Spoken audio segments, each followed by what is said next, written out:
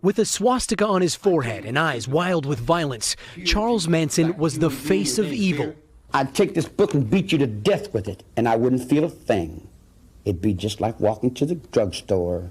And tonight, as news of Manson's death spreads, we're learning that up until his dying days, Manson continued to have support from followers outside of prison walls. He was selling autographs in jail. Yes. Manson threatened to kill prosecutor Stephen Kay 3 times.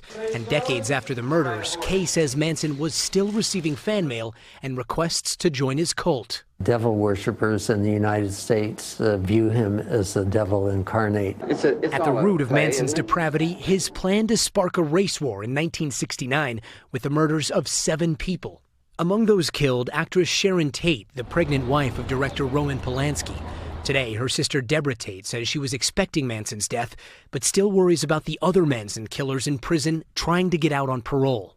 I consider them extremely dangerous. You know, I get several death threats every single parole hearing. They are all shot callers and can implement horror at any given moment. One of them, Leslie Van Houten. She's been recommended for release, the decision now up to California's governor. But the man who claimed to be the devil and made claims of immortality is finally dead at age 83.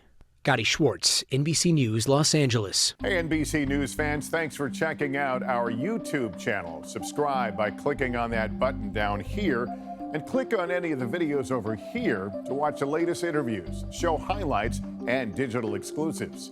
Thanks for watching.